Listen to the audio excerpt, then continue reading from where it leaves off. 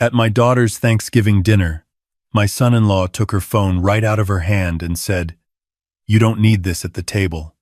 She looked at her plate and whispered, "Sorry."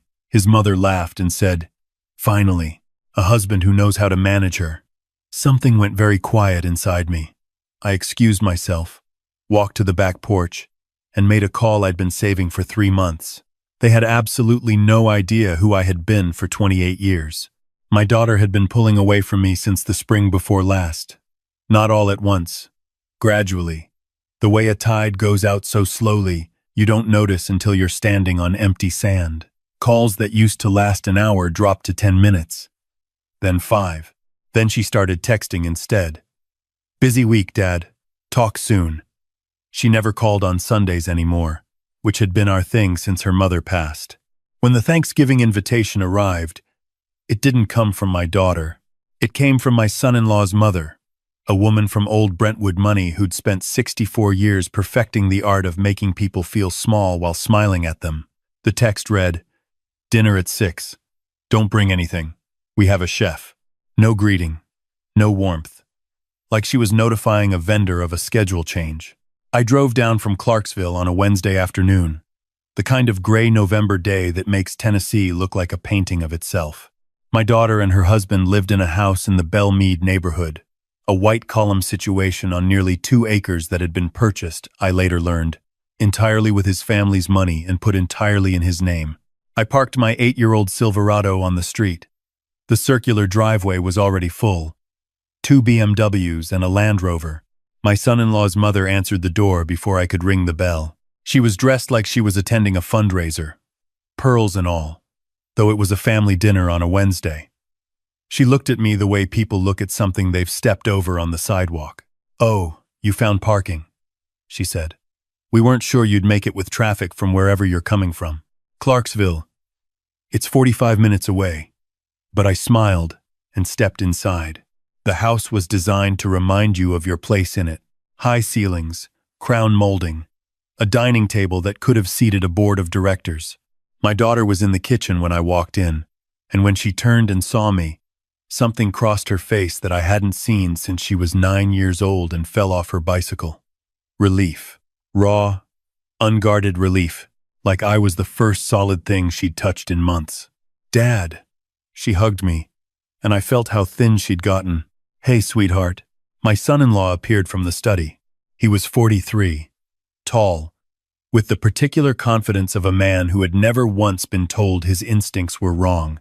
He was a cardiothoracic surgeon at Vanderbilt, and his mother had made sure everyone in Nashville knew it.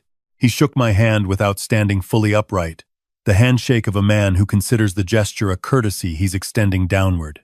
"Good you could make it," he said. He was already checking his watch. We sat down to dinner at a table set for 8, though only 5 of us were present. My son-in-law, his mother, his younger brother, my daughter, and me. The food was excellent and arrived in courses brought by a woman I'd never met.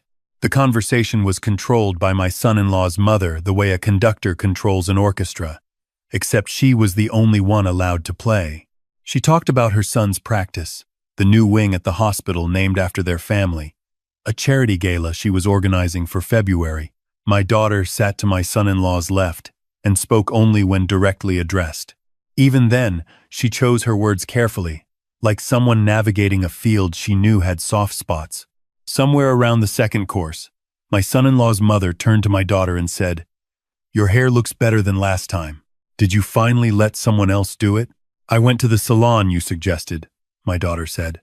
"I can tell. It's almost appropriate." My daughter reached for her water glass.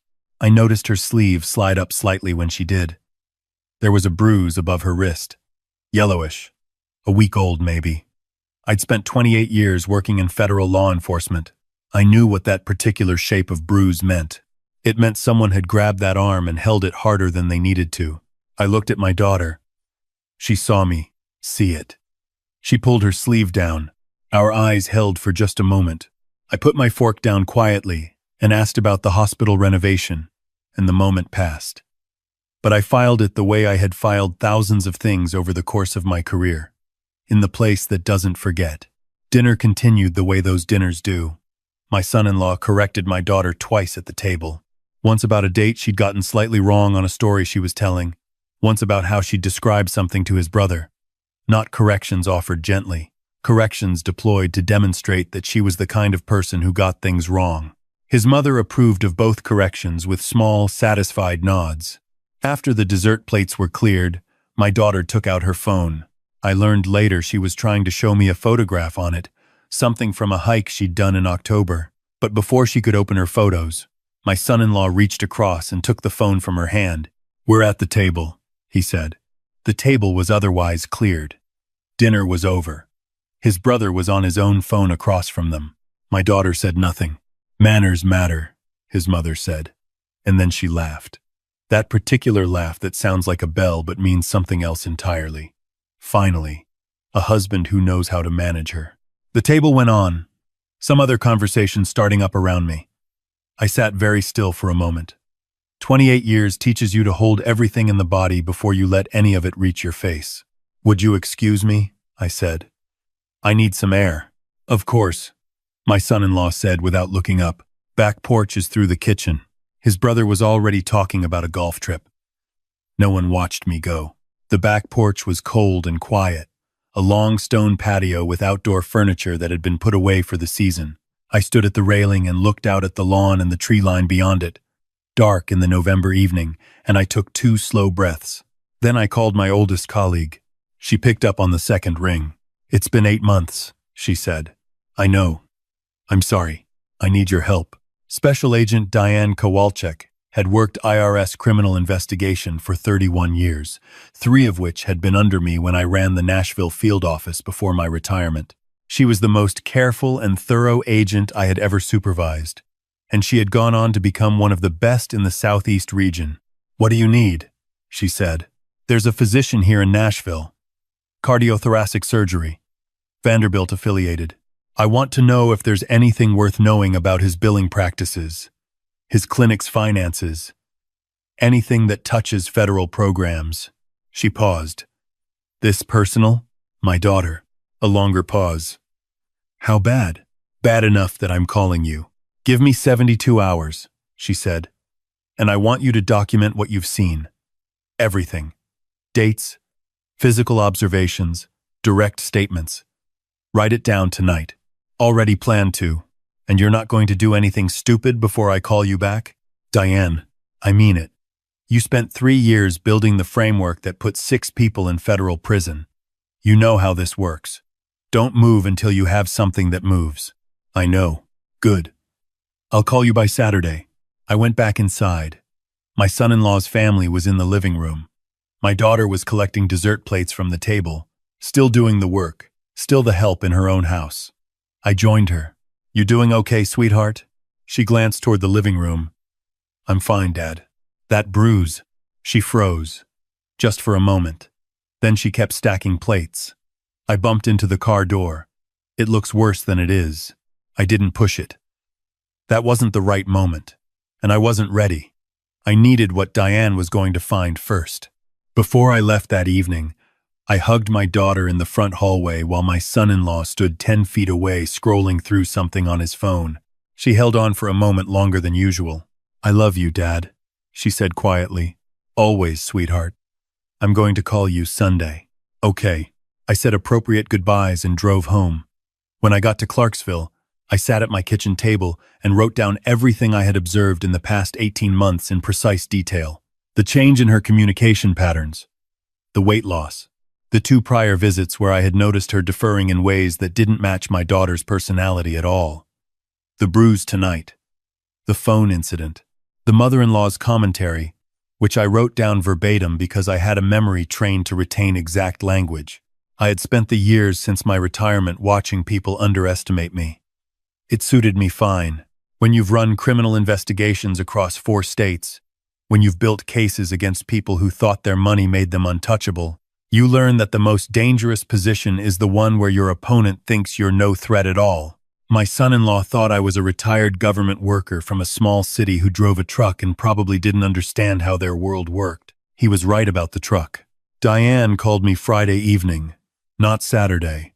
"He's billing Medicare and TennCare for procedures not performed," she said. We're seeing consistent upcoding across 3 years. It's not subtle. It looks like someone who got comfortable. How significant? We estimate somewhere between $400,000 and $600,000 in fraudulent claims over 36 months. That's a federal criminal referral. That's real time. Can you move on it? We've been watching this practice for 14 months, actually. You're not the first person who's flagged something. Your call just moved the timeline. What do you need from me? Nothing.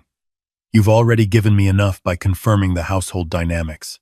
The investigation runs on its own from here. But if your daughter is willing to speak to our victim advocacy contact, that would help with building the full picture. I'll see where she is. She's not ready yet. That's okay. We have time to do this right. Doing it right. That was the principle I had built my career on. Not fast. Not satisfying in the immediate way that anger wants to be satisfied. Right. You build the structure carefully, and you let it hold its own weight. Over the following weeks, I drove down to Nashville twice and took my daughter to lunch, just the two of us. The first time, she was careful with her words, managed, like she was aware of being observed, even when she wasn't. The second time, sitting in a booth at a diner on Charlotte Avenue, I watched something shift in her face partway through her soup. He's getting worse, she said. I waited. After Thanksgiving. After you left. She was staring at her bowl. He said I'd embarrassed him. That I'd been inappropriate. I don't even know what I did. You were kind to your father. She looked up. That's not a thing you need to apologize for, I said. She cried then, quietly, in the way of someone who has learned to cry without making much noise. I handed her napkins and didn't say anything, because there wasn't anything to say. Not yet. Dad, I know something is wrong. I know it. But I don't know how to frestibate. I don't have access to the accounts anymore. He moved everything into a joint account 2 years ago, and then I found out he's the only signatory. The studio I was trying to open. Tell me about the studio. She'd wanted to open a small music production studio. She had a background in audio engineering, had done session work in her 20s before her marriage. It was a real business plan, not a hobby. She'd put together a proposal, found a space in East Nashville. He said it wasn't a serious idea. He said he'd discussed it with his mother, and they agreed it wasn't a good use of their resources. She said their resources with a particular flatness. I'd already had 2 meetings with the leasing agent. Did you want to do it? The studio? More than anything I've wanted to do in years. I looked at my daughter across the table. She was 34 years old and she was asking permission to want something. That girl had built her first mixing board from instructions she found in a library book at 13. She had spent 2 years after college doing work she was genuinely talented at before someone had convinced her, slowly and systematically, that her talents were inconvenient. I want to tell you something, I said, and I want you to hear all of it before you respond. She nodded. I've been making some inquiries. There are some people I used to work with who are looking into some financial matters related to your husband's practice. That process is going to move on its own timeline. I didn't fabricate anything. I didn't create a problem. I simply made sure that people whose job it is to look at certain things were looking at certain things. She was very still. This is going to become significant, I said. And when it does, you're going to have choices to make. I am not telling you what to choose. But I want you to know that whatever you decide, you have somewhere to go. You have me. You have the house in Clarksville. You have options. Dad. Her voice was very quiet. Who are you? I picked up my coffee cup. Your father. That's the only answer that matters. But the people you called. The inquiries. That's not retired government workers don't do that. I ran the IRS Criminal Investigation Field Office in Nashville for 11 years, I said. Before that, I worked financial crimes in Atlanta and Memphis. 28 years total. I retired at 61 as a supervisory special agent. She stared at me. You always said you were a government accountant. I was. A very specific kind. Dad, I didn't hide it to deceive you. I hid it because I wanted you to know me as your father, not as a title. Titles end. The relationship doesn't. She sat with that for a long time. The diner moved around us. A family in the next booth, a couple by the window, The ordinary noise of a Tuesday lunch. They think you're nobody, she finally said. Yes, his mother told him after Thanksgiving. She said, he's harmless. Don't waste energy on him. Good, I said. That's exactly where I needed to be.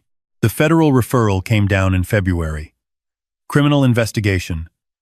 Health and Human Services Office of Inspector General and the Department of Justice working jointly. My son-in-law received a target letter on a Thursday morning. I learned about it from Diane that same afternoon. By Friday, he had hired a defense attorney. By the following Monday, my daughter had called me and asked if she could come to Clarksville. She arrived with 2 suitcases and her laptop and the external hard drive that had her entire portfolio of audio work on it. She looked exhausted and lighter at the same time, the way people look when they have put down something they'd been carrying too long. We sat at my kitchen table with coffee, and she told me the whole 3 years of it, not in the managed, careful language she'd been using. All of it. The way it had started with small corrections and grown into something she couldn't see the edges of anymore. The way his mother had made herself indispensable to the household and used that position to make my daughter feel like a guest in her own home. The account access removed gradually, decision by decision. The studio plan killed without a conversation. The wait comments. The phone at dinner, which had happened more than once. I kept thinking it was me, she said. That I was being too sensitive. That this was just how marriages worked, when one person was successful and one person was still figuring it out. That's exactly what they needed you to think. I know that now. But when you're inside it, you lose the angle, I said. You can't see it straight on. That's not weakness. That's how it works. She nodded. His mother called me this morning. She said if I was thinking about anything stupid, I should remember that I had signed a prenuptial agreement and I would walk away with nothing. What do you want to do? She looked at her coffee. I want to file for divorce. I want to find a lawyer. And I want to talk to someone about the audio studio. Good, I said. Let's start with the lawyer. My daughter retained an attorney on a Tuesday, a family law specialist in Nashville whose reputation I had quietly researched through people I trusted. The attorney reviewed the prenuptial agreement and explained its limitations. She also explained that financial abuse during a marriage can affect property distribution. She mentioned that a federal criminal investigation against a spouse can significantly change the negotiating landscape. My son-in-law's attorney contacted my daughter's attorney 3 weeks after the divorce filing. The tone of that first communication, according to her attorney, was aggressive. By the second communication, the tone had considerably. The federal investigation had expanded. HHS OIG had found the same billing irregularities across a wider period than originally estimated. The revised figure was closer to $900,000 in fraudulent Medicare and TennCare billing. His medical license was under review. His family's ability to fund his legal defense was becoming strained by the scale of the federal matter. The prenuptial agreement, his original weapon, was now a document he desperately wanted her to honor quickly because a faster settlement meant she received less and he retained more assets before the federal forfeiture proceedings could complicate things further. My daughter's attorney declined to rush. I want to be clear about something, because I think it matters. I did not create those billing irregularities. I did not plant evidence. I did not fabricate records. I did not manufacture a crime. My son-in-law had been systematically defrauding federal health programs for years before I ever made that phone call. He built that structure himself, on the foundation of believing that his position protected him from scrutiny. I simply made sure that scrutiny arrived. That is the difference between revenge and accountability. Revenge is about your satisfaction. Accountability is about what was already true, finding the light it was owed. The criminal case moved through the federal system over the following months. My daughter's divorce was finalized in September, 14 months after she'd arrived in Clarksville with 2 suitcases. The prenuptial agreement was largely upheld, but her attorney had negotiated a settlement that included the value of her professional contributions during the marriage. The suppression of her audio career included, and a lump sum that gave her enough to start over with something real. His mother called me once, during that period.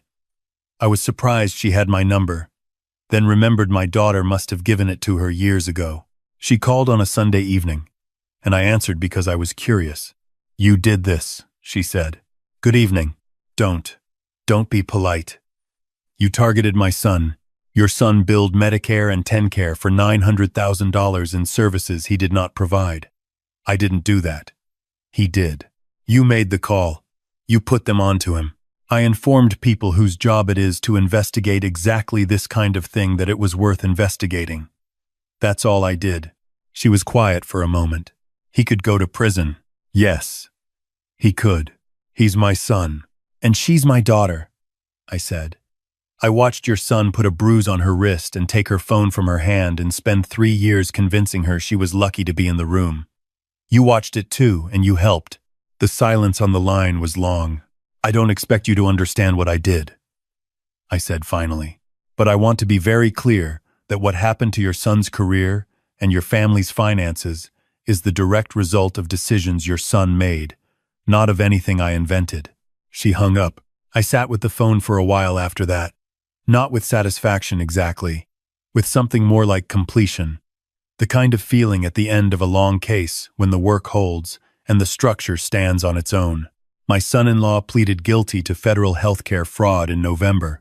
The sentencing guidelines, combined with the volume of the fraud and the breach of professional trust involved, resulted in 18 months in a federal correctional facility, 3 years of supervised release, permanent exclusion from participation in Medicare and TennCare, and full restitution of $912,000. His medical license was revoked. The Vanderbilt family wing naming project was quietly shelved. My daughter was not in the courtroom when the plea was entered. She was in East Nashville, at a meeting with a commercial leasing agent, looking at a space on a street she'd been watching for 2 years. I drove down to meet her afterward. She was standing on the sidewalk outside the space, hands in her jacket pockets, looking up at the building with the expression of someone running numbers they like. It needs work, she said when I walked up. Most things worth having do. The acoustics in the back room are actually pretty good. The bones are right. What are you thinking? She smiled. It was a real smile, the kind that lives in the eyes as much as the mouth. I'm thinking I've been thinking about this for 3 years and I know exactly what I want to do with that space and I want to do it. Then do it. I might need a loan to cover the build-out. I've already talked to 2 banks. One is interested. If you need a co-signer, I'm available. She looked at me. You don't have to do that. I know. We stood on the sidewalk in the November chill, my daughter and she talked through the whole plan, the configuration of the rooms, the client base she'd already begun reconnecting with, the session musicians who'd told her they were glad she was coming back, the younger artists she wanted to work with. She talked the way she used to talk when she was 22 and the world was still entirely open. Christmas that year was at my house. Just the 2 of us, the way it had been when she was young, and the way it had been in the years after her mother died. We cooked together, made her grandmother's recipe for sweet potato pie, watched old movies. After dinner, sitting in the living room with the tree lights on and the fire going, she asked me something she'd been circling around for months. Why did you never tell me? What you did. All of it. I thought about that. Because I didn't want you to love me for my career. A career ends. I wanted you to know me as the man who taught you to drive and helped you move into every apartment you ever had and called you every Sunday. That's who I wanted to be to you. But you're also someone who spent 28 years taking apart financial fraud operations. Yes, and you used that to protect me. I used it to make sure the truth had somewhere to go. You protected yourself. You made the decision to leave. You made the decision to build something new. I just cleared some of the obstruction. She nodded slowly. Outside, the night had come down fully over Clarksville, quiet and cold and clean. They really had no idea, she said. No. They measured worth by display. The truck, the pension, the small house in the small city. They looked at all of it and saw someone irrelevant. And you let them. Always. People tell you exactly who they are when they think you can't do anything about it. Your mother-in-law told me I was nobody's real family at that Thanksgiving table. Your husband told me his fishing buddies couldn't help me.